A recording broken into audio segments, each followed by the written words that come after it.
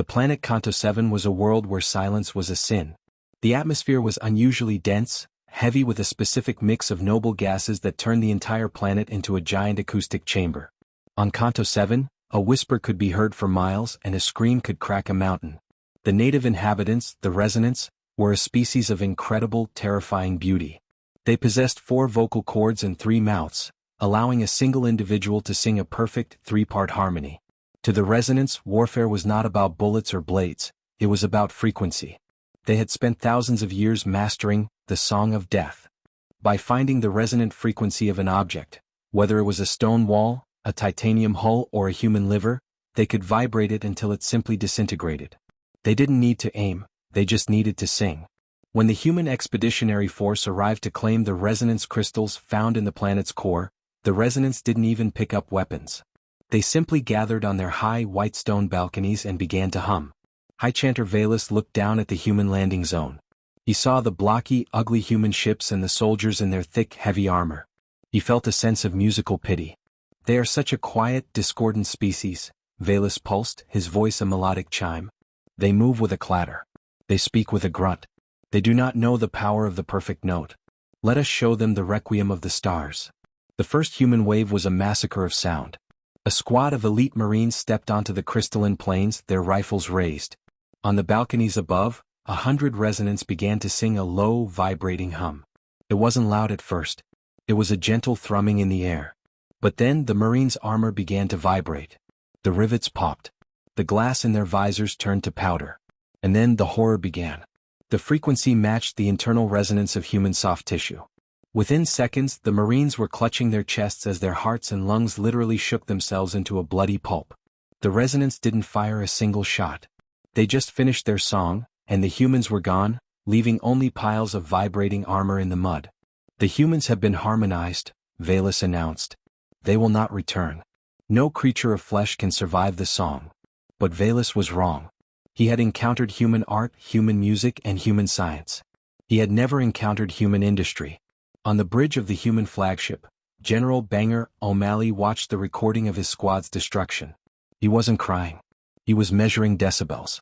O'Malley was a man who had spent 30 years in the heavy machinery business before joining the Corps. He knew that the only way to beat a singer was to bring a louder, uglier noise. They think they're special because they can hit a high note? O'Malley growled, lighting a cigar that smelled like burnt rubber.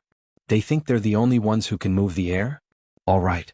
If they want a concert, let's give them some heavy metal. Fetch the hammer corps. The humans didn't send in more Marines with rifles. They sent in the acoustic levelers. Huge, boxy dropships descended, but they didn't land.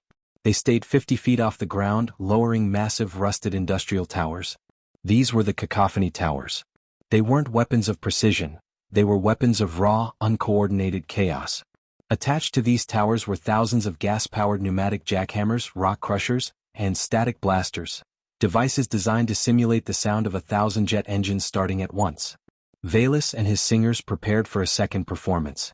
They stood on their balconies, their throats glowing with blue energy. They opened their mouths to deliver the final killing note. Now, O'Malley roared into his comms. The humans didn't sing. They shattered the sky. 10,000 jackhammers hit the ground at once.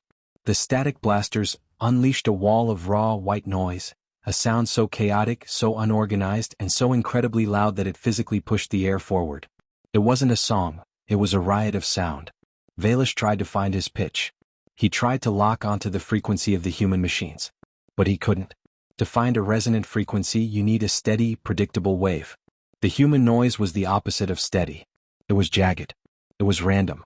It changed 10,000 times a second. The resonance beautiful blue harmonic waves hit the wall of human industrial noise and they simply broke. It was like trying to draw a perfect circle in the middle of a hurricane. The precision of the alien song was drowned out by the brute force volume of human machinery. It is impossible. Valus screamed, but even he couldn't hear his own voice. The air was thick with the smell of diesel exhaust and the bone-rattling thud-thud-thud of the hammers. There is no order. There is no beauty. How can they live in such filth? O'Malley's noise marines began to advance. They were wearing specialized static suits that used internal vibration to cancel out the alien harmonics, but their main defense was the noise they were making. Every soldier carried a noise cannon, essentially a high-powered speaker that blasted the sound of grinding metal and screaming saws. The Resonants, whose entire culture was based on perfect hearing and delicate vocal cords, were in agony. The raw, unrefined volume of the human assault was literally tearing their sensitive ears apart. They couldn't coordinate. They couldn't sing. They were deafened and defeated by a species that didn't care about the perfect note. Target the spires. O'Malley ordered, his voice transmitted through vibrating bone conductors. Give them the construction site special. The human jackhammers moved forward, literalizing the metaphor. They began to drill into the foundations of the Resonants' beautiful white stone cities. The vibration from the massive industrial drills didn't match the building's frequency.